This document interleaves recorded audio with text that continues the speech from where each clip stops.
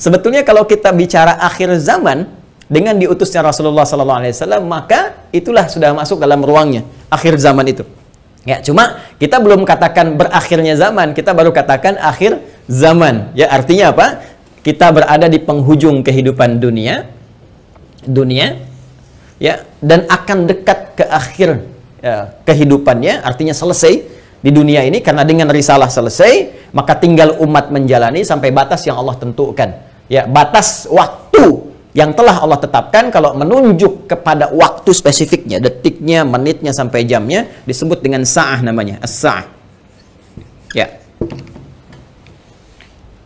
Nanti di periode ini ada kejadian-kejadian, ya, di mana segala hal bisa muncul, ya, bisa terjadi banyak hal nanti kita sebutkan, baik itu nanti huru-hara, baik itu banyak musibah, baik itu nanti selesai kehidupan, wafat, bangkit, sesuatu terjadi. Sesuatu yang banyak terjadi, bangkit, dan sebagainya disebut dengan qiyamah namanya. Ya, asalnya qiyam, sifatnya ditambah ta disebut dengan qiyamah. Karena itu nanti peristiwanya disebut dengan yaumul qiyamah. Yaumul qiyamah. Ya. Nanti ada surah Al-Qiyamah, surah ke-75, gitu kan? La uqsimu biyaumil qiyamah. Ini peristiwanya. Tapi kalau kita ingin menunjuk kepada waktunya spesifik, ya, berakhir nih waktunya, selesai, sehingga terjadi kiamat yang dimaksudkan. Kita serap ke dalam bahasa Indonesia menjadi kiamat. Ya, berakhir waktunya disebut dengan sa'ah. Sa'ah menunjuk kepada, kalau sekarang dalam bahasa Arab standar sekarang sa'ah disebut jam. Ya, jam ada detiknya, kan sa'alan. Jam berapa sekarang? Ya, sampai ke detiknya, sampai ke menitnya, dan seterusnya. Itu menunjuk kepada waktu ini disebut dengan sa'ah. Ya, karena itu teman-teman sekalian, ketika Allah menegaskan kapan terjadi tepatnya ini, tepatnya terjadi kiamat ini, menunjuk pada waktunya, itu hanya milik Allah Subhanahu wa taala, prerogatifnya. Ya, karena itu di Quran surah ke-31 Luqman, di ayat ke-34, ayat terakhir, hal pertama dari 5 hal yang menjadi hak prerogatif Allah, kalimatnya langsung menggunakan kata sa'ah. Innallaha 'indahu 'ilmus sa'ah. Ini. Kalimatnya menggunakan apa? Sa'ah. Ya, di hadis Muslim nomor hadis yang ke-8 disebut dengan hadis Jibril, ya, alaihissalam, ketika beliau bertanya, mengonfirmasi kepada Rasulullah, ya, Sayyidina Muhammad sallallahu alaihi wasallam, bertanya tentang kapan tepatnya terjadi kiamat. Maka kalimat terakhirnya ketika bertanya tentang iman, Islam, ihsan, mata sa'ah. Mata sa'ah, kapan tepatnya terjadi kiamat? Nabi menjawab, mal mas'ulu anha bi'alama minas sa'il. Kenapa penting saya sebutkan ini? Nah, ada langsung firman Allah dalam Al-Quran, pembuka satu surah, di surah ke-54, Al-Qamar. Ya, Al-Qamar. Dalam pandangan Allah, Allah menyebutkan bahwa ketika Rasulullah diutus sebagai Rasul di akhir zaman, artinya zaman ini terakhir dalam kehidupan, nggak ada nanti umat yang baru lagi, nggak ada Rasul diutus lagi, dan sebagainya. Itu sudah Allah mendeklarasikan satu pembuka kalimat dalam firman yang sangat singkat tapi tajam sekali. Iqtarabatis sa'ah. Iqtarabatis sa'atu wansyaqqal qamar. Quran surah ke-54 ayat yang pertama. Jadi Allah sudah menyampaikan sejak Nabi SAW diutus kurang lebih 15 abad yang lalu, kan? Allah menyampaikan iqtarabatis sa'ah. Ya, masa itu sudah dekat. Ya, jadi sejak diutusnya Nabi, Allah sudah mendeklarasikan, sudah menyampaikan, ya, menginformasikan pada seluruh hambanya bahwa ini kejadian ini sudah dekat. Ya, dengan diutusnya Rasulullah, bahwa zamannya akan berakhir. Cuma dekatnya dalam konteks firman Allah dengan pandangan kita tentu sangat berbeda. Ya, karena dimensinya tidak serupa, sifat-sifatnya jauh berbeda, kan? Maka demikian pula memahami firman Allah tidak menggunakan pendekatan akal manusia. Jangan kita katakan dekat dengan ukuran kita, tidak. Lihat ukuran Allah.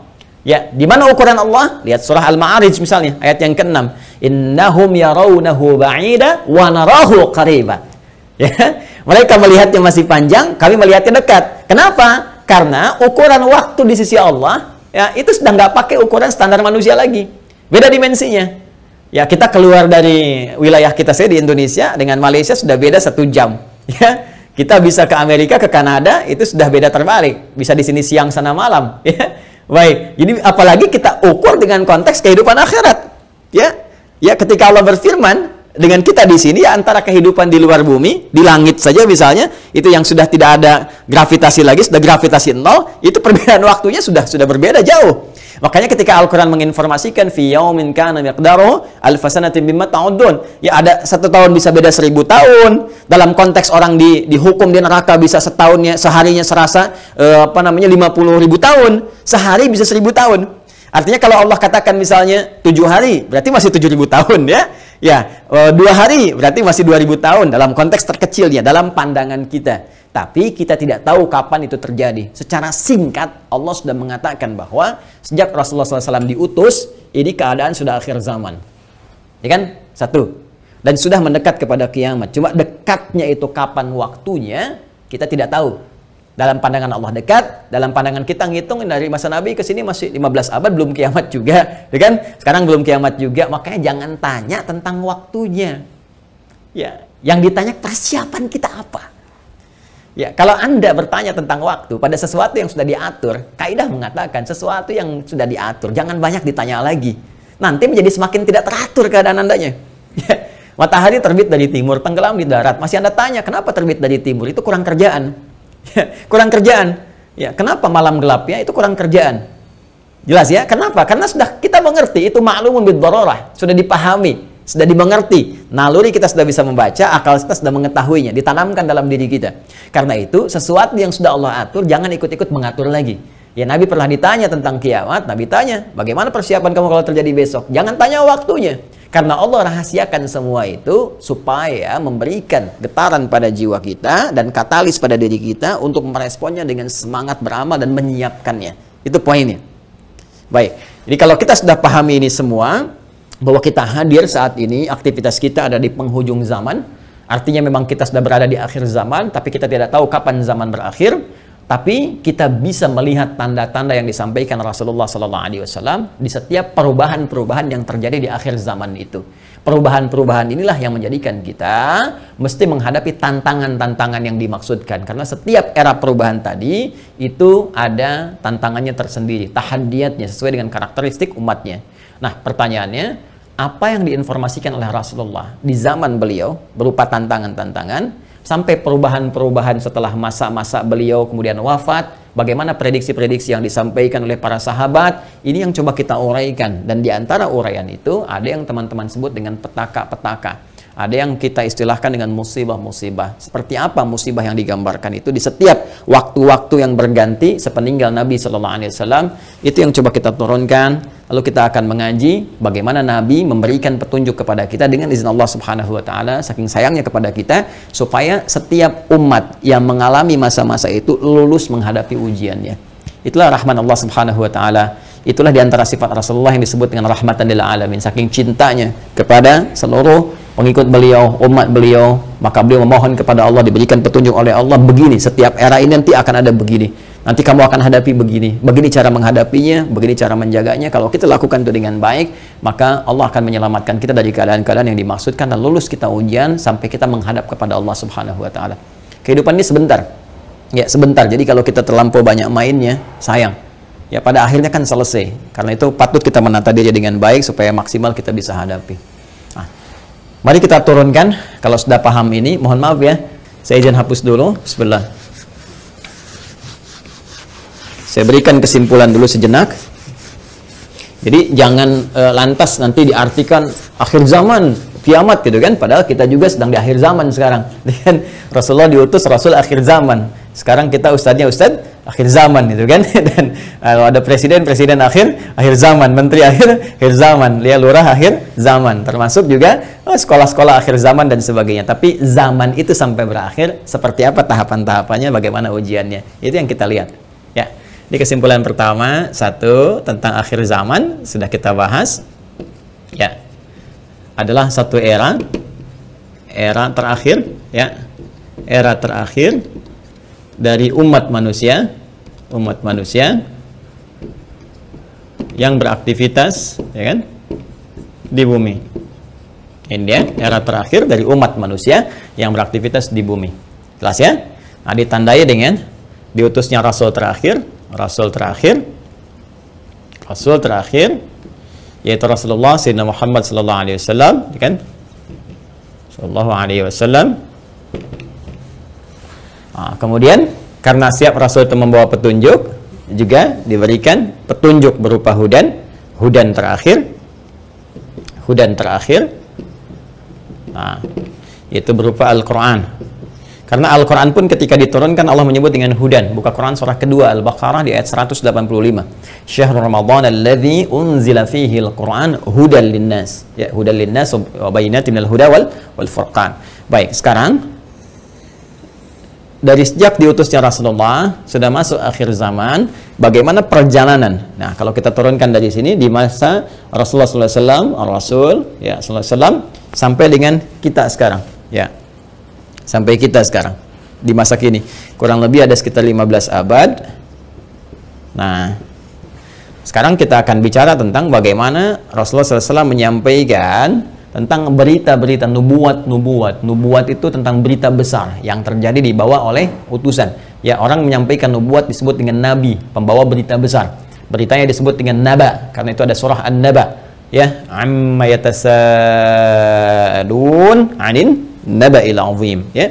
Nah, ini nanti ada nubuat-nubuat beliau yang disampaikan kepada para sahabatnya, terlacak sampai dengan ke kita tentang peristiwa-peristiwa yang terjadi di masa-masa sampai mendekat kepada waktunya berakhir, as-sa'ah, ya, as-sa'ah. Ya. Ini karena akhir di sini akhirnya selesai gitu, nggak bisa ditulis lagi, dan karena kita di sini ya dekat ya, tapi kan nggak tahu masanya kapan. Jadi kurang lebih ginilah ya, supaya agak ngeles sedikit bahwa papan tulisnya udah nggak cukup. Jadi gini ya, teman-teman sekalian, saya turunkan ke sini. Baik, sekarang saya beri contoh begini misalnya. Ya, ini hadis yang populer saja, saya langsung ambil dari hadis riwayat Muslim. Hadis riwayat Imam Muslim. Ya, nomor hadis yang ke-8. Nanti ada bab tentang iman, Islam dan ihsan. Ya, dikenal juga dengan hadis Jibril dan banyak dikutip oleh para ulama, termasuk juga Al-Imam An-Nawawi dalam Al-Arba'in. Dari 42 hadis beliau mengutip ini, teman-teman sekalian, di hadis yang kedua setelah innamal a'malu binniyat, masuk hadis ini. Ya, an Abi Hafs Umar bin Al-Khattab radhiyallahu taala anhu, qala bainama nahnu julusun 'inda Rasulillah sallallahu alaihi wasallam, ittala 'alaina rajulun shadidu bayadith thiyabi, shadidus sawadis sa'ari, la yura 'alaihi atharus safari. Nah, kemudian setelah itu dia datang kepada Nabi sallallahu alaihi wasallam, fajalasa ila Nabi sallallahu alaihi wasallam, fasnada rukbatayhi wa wada'a kaffayhi ala fakhidhihi, faqala ya Muhammadun akhbirni anil Islam, dijawab oleh Nabi, akhbirni anil iman, dijawab oleh Nabi, akhbirni anil ihsan, dijawab oleh Nabi, terakhir kemudian mata sa'ah. Ya, bertanya tentang tanda-tanda as-sa'ah. Kapan ini ya terjadi tepatnya kiamat? Nabi menjawab, mal mas'ulu anha bi'alami min as-sa'il. Ya, tidaklah yang ditanya lebih tahu daripada siapa yang bertanya. Ya, tidaklah yang ditanya lebih tahu daripada yang bertanya. Jadi yang ditanya Rasulullah SAW ini kan Jibril, dekat dengan Allah. Allah Subhanahu Wa Taala berikan wahyu lewat Jibril sampaikan kepada Rasulullah. Tentunya ya malaikat Jibril lebih tahu dibandingkan dengan saya. Ya, ini juga pertanda ada dua hal.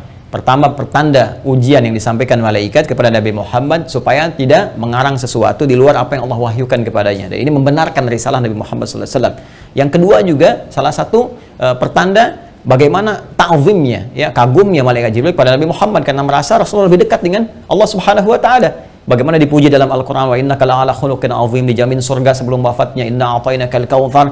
Ya, tentu ada pertanyaan dari malaikat, nih hamba luar biasa disayang Allah, dan hamba manusia yang sudah pada tingkat tersayang dari Allah itu melebihi malaikat. Karena itu ketika Adam alaihissalam ya diuji oleh Allah, diminta, ditanya ini apa, ya, Al-Baqarah di ayat yang ke-31 itu, wa 'allama Adam al-asma'a kullaha, dan seterusnya sampai ayat 33, maka malaikat kan diminta sujud hormat. Ayat 34-nya, wa idz qulna lil malaikati isjudu li Adam fasajadu, kan? Maka mereka diminta sujud hormat kepada Adam alaihissalam. Apalagi Nabi Muhammad sallallahu alaihi wasallam dengan segala puncak ketakwaan dan kedekatannya kepada Allah, maka mengkonfirmasi malaikat karena melihat bagaimana kedekatan Rasulullah dengan Allah Subhanahu Wa Taala. Tapi tetap Nabi dengan tawadhu mengatakan, mal mas'ulu anha bi'alam minas sa'il.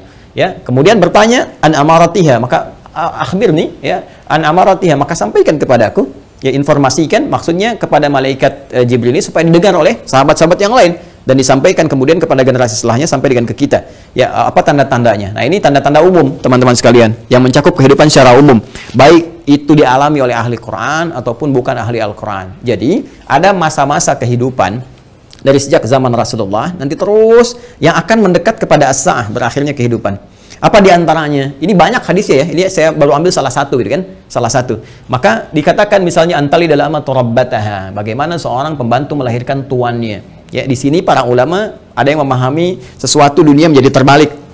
Ya, suatu dunia menjadi terbalik. Kalau kita lihat tekstual kan nggak mungkin. Oh, pembantu kok lahiran tuan, kan? Nggak mungkin. Tapi ada yang mengartikan banyak hal. Ya, keadaan menjadi terbalik. Ya. Misalnya, mohon maaf ya, kan biasanya tuan yang mengatur pembantu, sekarang pembantu ngatur tuan. Ya, jadi nanti ditafsir dengan hadis-hadis lain, ketika yang benar disalahkan, yang salah dibenarkan.